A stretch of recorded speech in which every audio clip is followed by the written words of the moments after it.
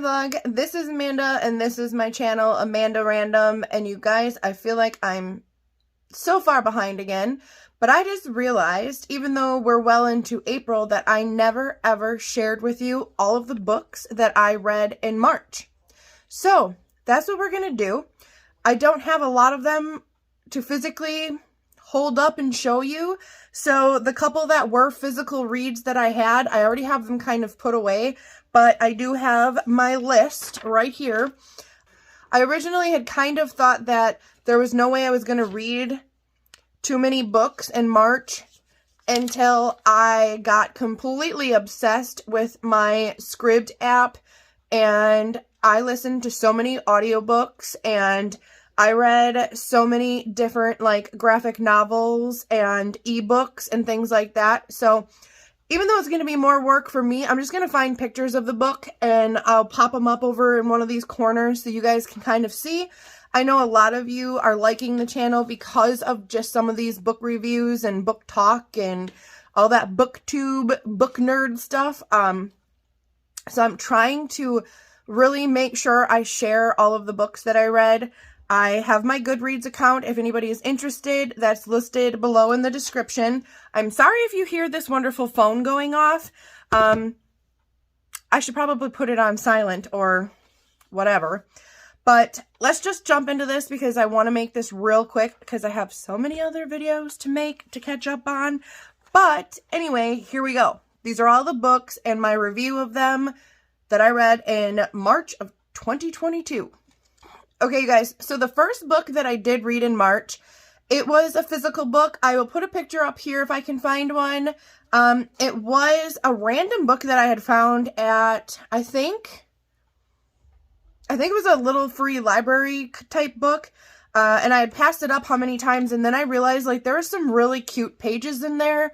And you guys know me, I admit I am guilty. When I journal or art journal or things like that, I will read a book and then often I will cut it up. If it's not something that I hold near and dear to my heart, I'll repurpose that book and use it for art pieces and different things like that. So please forgive me. Hold all the hate. I know some people can't get over that, and there's not a lot of books I can do it to, but this one, it had some really good quotes. It was okay. I did rate this book, and it was called Read This for Inspiration by Ashley Perez. So like I said, hopefully I have a picture up over here. I did rate it 3 stars, but it was only because it took forever. There were some very sentimental things that I took out of the book, but it was just a few things here and there, but it was definitely some of the quotes and things that I will remember. And I will cut those specific ones out and put them in a journal so that I can keep them forever. But all in all, the whole book just kind of, it went back and forth and it just didn't have a good flow for it. It wasn't really hard to read by any means, but it just seemed like, I was like, okay, I get the point. We kind of talked about this already. Let's move on. So for that book, I did rate that 3 stars. And then the second book, okay, so the second book, I'm sorry if you guys see me looking down here, I have my little list. The second book I read was called, put a picture up over here, and it was called The Poet X by Elizabeth Acevedo. And it was an audiobook, so technically I listened to this all on audio on my Scribd app. And you guys, I gave it 5 stars. That was my first 5-star read of March, and it was amazing. I got so wrapped up into this book. I got so wrapped up into this girl's world. I related to the main character in so many different ways, and it's just about this young girl that comes from a broken family. Religion is very much so stressed in her family, and there's just a lot of different aspects. So if you want to find out more about the book, and I don't like to give too many spoilers, so I kind of just giving you brief synopsis of what I want to tell you about the book. But she is a poet. She starts finding ways to express herself through words, music, lyrics, poems.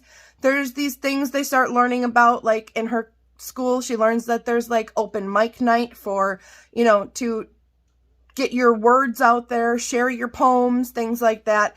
So she goes through a lot of stuff. A lot of stuff.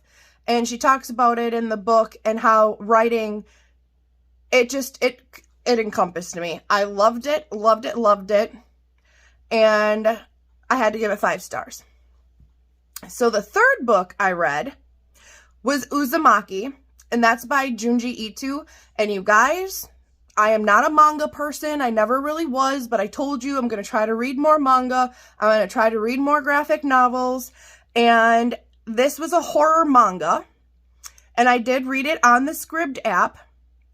And it was kind of hard because, you know, you're using your phone and you're reading manga on it. So, you know, it can take up the whole page, but you're still, it wasn't that enjoyable as it would have been to read if it was the physical book in front of me. So it's about this village that starts seeing all of these spirals. So that's kind of all I'll say about that. It gets gory. It gets vicious. It was very interesting for me to read when I didn't know if I would really be into that kind of thing or not. But I will fully admit, I liked it. I kind of jumped on the horror manga wagon after reading it because then I decided, especially some other horror mangas by Junji Ito, I liked the way he writes. So I'm like, definitely gonna have to check out more. So for Uzumaki, I did give it 4 stars because it was definitely amazing. And some of the stuff in there, nightmares. That's what nightmares are made of. Like, ew. Well. So number 4 for March was a graphic novel that I had been recommended to read, and it was Pumpkin Heads by Rainbow Rowell. And you guys, it was cute. It really, really was for a graphic novel. It's about a girl and a guy that work at a like fair type thing growing up. And they're both gonna like head off to college, so it's their last year at this. It's a pumpkin patch. That's, I guess, would make more sense. It's the pumpkin patch, but they have like rides, they have different stands, it's this huge whole park. And they work there, and the one girl and her best friend end up having a little something going on, even though they never really knew there was a little something going on. So it was cute, but it wasn't something like, it was okay. So I did give that one 3 stars, but you guys should still check it out if you want a cute book to read. So number 5 was The Black Flamingo by Dean Atta, and this was also an audio book that I read, or had read to me, I guess I should say.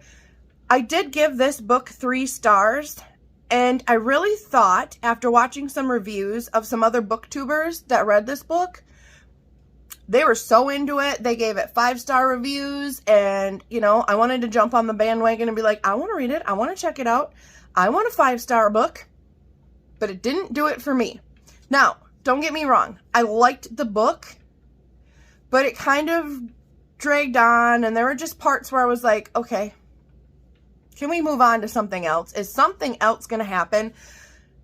And it is a book about a young man going away to college.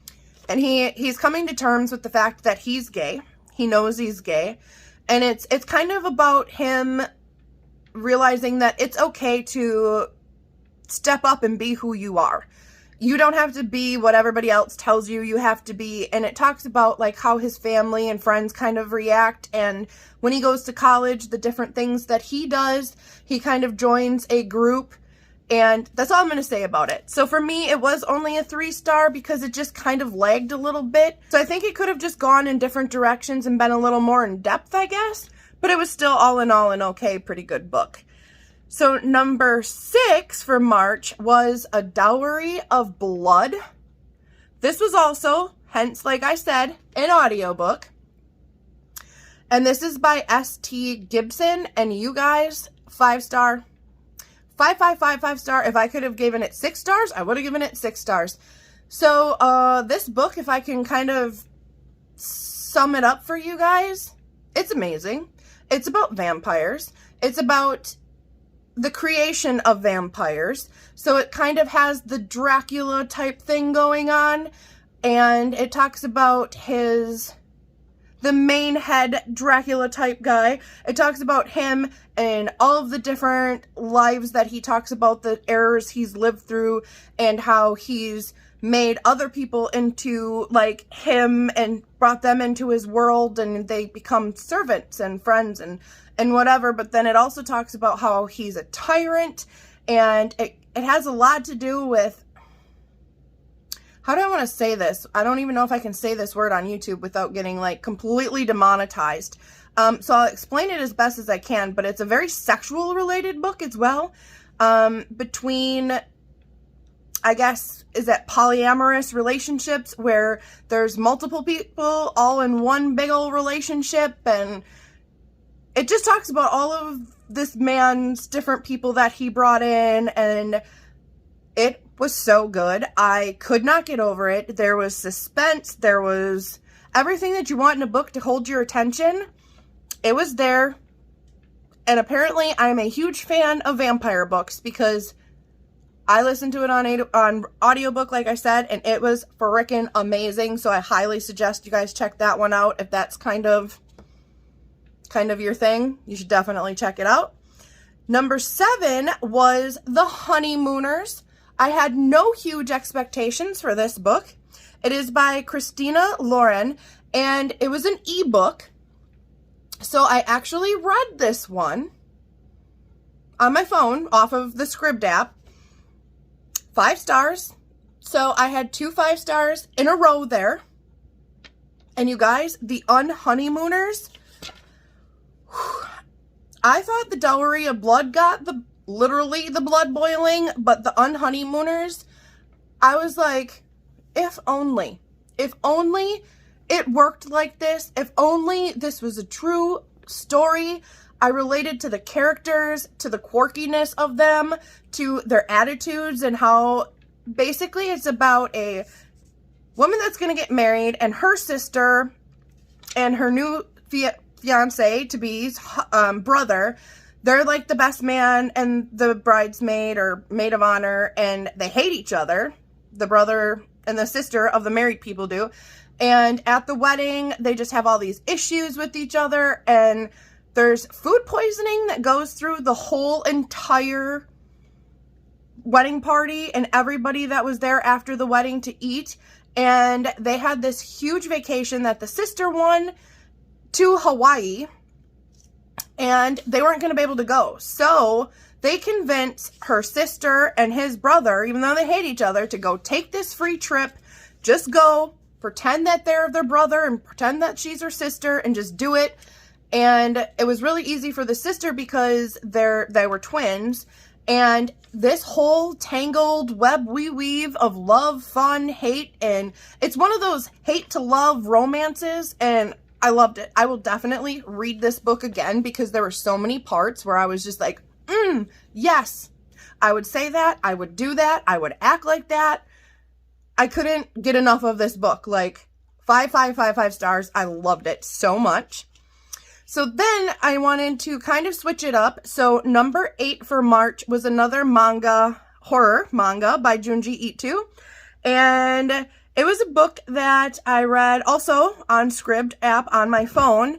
And I had to give this one 4 stars as well because I love the way Junji Ito writes his manga. And this one was called Tome. And it is about this girl and how she had some crazy stuff happen. And I don't even want to ruin it. So if you want to know about it, go check it out. But again, it's gory.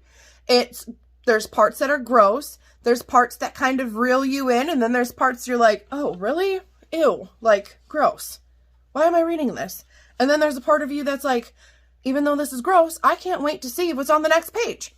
So 4 stars for that one, and huge shout out to Junji Ito because for a girl that didn't know she would like horror manga, I was loving it. So then number 9, which I did not think I was even going to be able to read 9 books in March because I was so busy. This one was super cute. It's Everyone's an alien when you're an alien too. And it's an ebook. And obviously it's supposed to be alien, but it's spelt wrong. I'll put it up here, you guys, so you can kind of check it out. But it is a graphic novel, and it was so dang cute. It's by Jomni Sun, and I gave it 4 stars. I read it again on the Scribd app. So some of it was hard to follow because of how you have to follow the graphic novel, but I would scroll and get the gist of everything, and just some of the stuff that is said in this book about this little alien's adventure, that they dropped him off on Earth and he was supposed to figure out if like Earth was worth saving and things like that. And it's just so cute. Read it. It's 4 stars. It was worth 4 stars, and it was adorable. So even though I didn't think I was going to make it till 9, I actually made it to 16 books for March. And I also want to tell you guys, I definitely, at this point, I already had hit my goal, my Goodreads, like, reading goal of 50 books for the year. Let's just say I'm past 50 books already for the year, and it's March. So, number 10 was a book called Yolk, and it's by Mary H.K. Coy, and I heard so many people talk about this book, so I was, like, checking it out. I gave it 4 stars. I ended up reading this one also through an audiobook. You guys, I went back and forth on if I was going to give it 4 or 5 stars, because sometimes it's pretty hard for me to give out 5 stars. But if I could have given it 4.5, I would have, but I did give it 4, and it is about these sisters, and they're Korean sisters. They're just opposites, polar opposites of each other, and it talks about their life and when they separate from their parents and go off to college, and one's very successful, the other one is kind of living in a rundown shack in the middle of, I think it's New York, with, you know, an ex-boyfriend and roaches galore, and all of these things end up happening in their lives that end up bringing the 2 sisters back together, and they realize that they kind of need each other both a little more than they had thought, and there's some other health-related things that bring them together. And I love the book. I love the way Mary H.K. Choi wrote this book, so I'm definitely interested in checking out more books by her. So if you guys are interested, go check it out. It's so immersed in these characters that, like, you just keep turning the pages because you want to know what's going to happen, need to know. Number 11 for March was The 7 Husbands of Evelyn Hugo by Taylor Jenkins Reid. 5 stars. You guys, I gave it 5 stars. It was another audiobook for me, but I couldn't stop listening to this frickin' book. So if I was physically reading it, my little fingers couldn't have stopped turning the dang pages, because wow, does it suck you in into this woman's life. She's a celebrity, a very high celebrity, and it talks about literally the 7 husbands and loves of Evelyn Hugo, and it comes to where she finds out some information and she's ready to open up and kind of sell her whole story to the world. And she ends up finding this girl from this magazine that's, you know, she's nobody important, nobody special, but Evelyn Hugo picks her specifically to come in and learn about her life and write this autobiography about her. And it just has so many spin-offs. There's so many stories inside the stories. There's the current time story, then there's all the stories Evelyn tells about throughout her life. I was hooked. It was amazing. It got 5 stars, and I loved it. So definitely check that book out. So book number 12 then was Blue is for Nightmares, and it is a part of a series. So this was book number 1 by Lori Faria Stollers. You guys, this was an intense book about paranormal kind of world and maybe like some medium type action and Wiccan type involvement. So there is a young girl with a bunch of friends, and she keeps having these nightmares, and these nightmares end up kind of giving her foresight into something that ends up happening in her life. And she's trying to figure out what these nightmares mean, and it brings her into this whole crazy world of everything going on. One of her best friends is targeted by someone, and she's having these nightmares, and she's asking, like, through the Wiccan kind of religion thing. She's lighting the candles. She's doing all the stuff with the crystals, and she's trying to figure out what she can do to make these nightmares stop and what they mean. And in the end, she realizes her nightmares are trying to help her friend. And some crazy stuff happens, and I must admit, it was a very good book. If you like paranormal, Wiccan type things, check that book out. And like I said, I did give that one 4 stars, and it was an audiobook that I listened to on Scribd. So since it was 4 stars worthy in my book, no pun intended, I did read number 13 for March was White is for Magic, and that was number 2. I also gave that one 4 stars because now it follows the same set of characters from the first book, and they all go to college, and then this starts happening to the main character again where she's having nightmares, and she's like, not again, this can't be happening, and these nightmares and her kind of in tuneness with the Wiccan sense of her religion and abilities start helping her to foresee what's happening next. And that's all I'm going to say about that one, but some crazy stuff happens while they're away in college. And again, she helps prevent and save some murders and things like that from happening.